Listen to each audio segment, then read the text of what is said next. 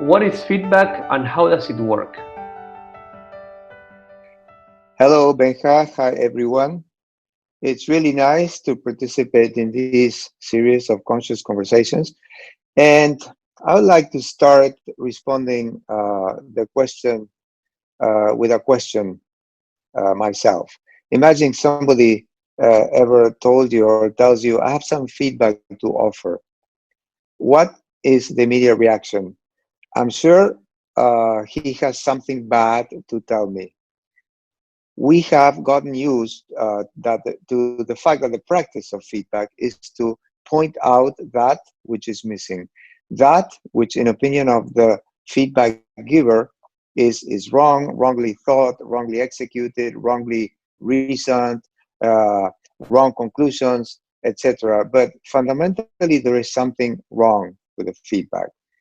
That's why, among others, the culture of feedback does not have a very good reputation in organizations.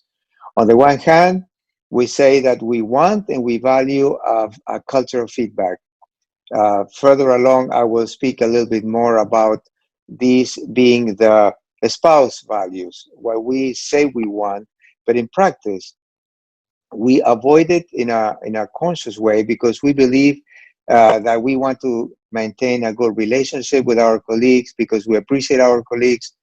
We avoid having feedback conversations.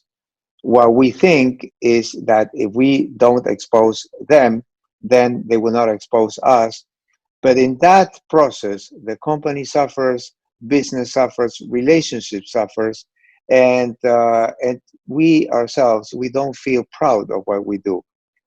In the current world of constant change, of constant acceleration, I believe that the best way to create an inspiring culture, a culture of openness, a culture of simplicity, where learning becomes the norm and not the exception, creating a culture of feedback is critical. And for that to be possible, we need to learn how to have feedback conversations. For that, you need to create a culture where it is not only allowed, but even it's expected. It's a norm that somebody that observes something feels that it is desirable, it's the best thing to do to speak about it with your colleagues, being them your equals or your superiors in organization. As I said before, in general, companies talk about uh, the highlights or the good things of feedback.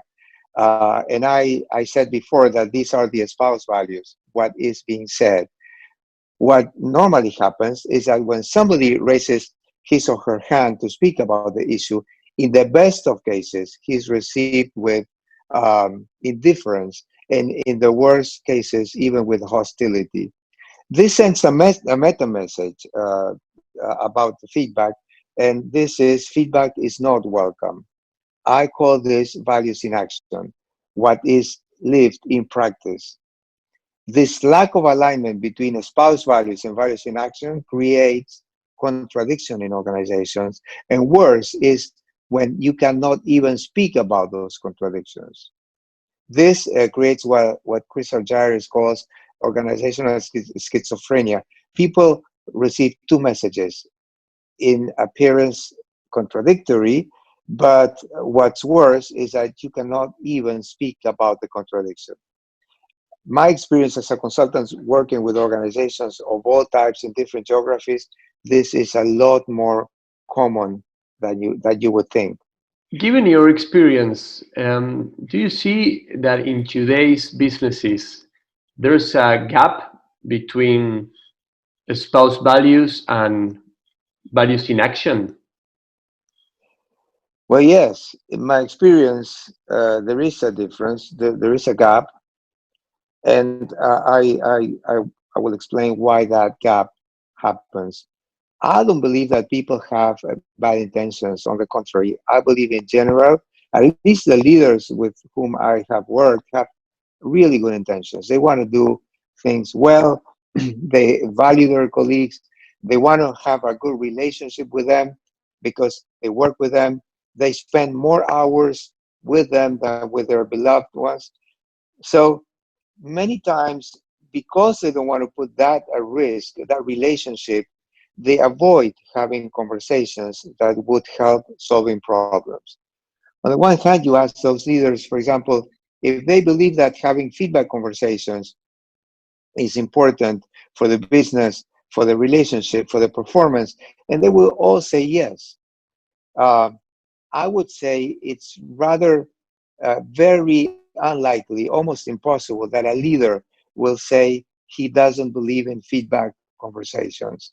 Now, when you move into practice, which is the day to day in the organizations, you find tons of topics that are not being addressed, topics that become what we call the elephants in the room, the dead moose under the table that everybody sees and nobody speaks about.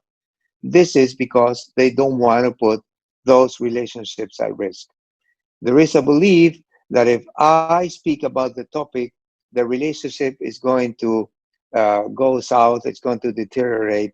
And since that relationship is very important, very valuable to me, then the topic is the one that suffers.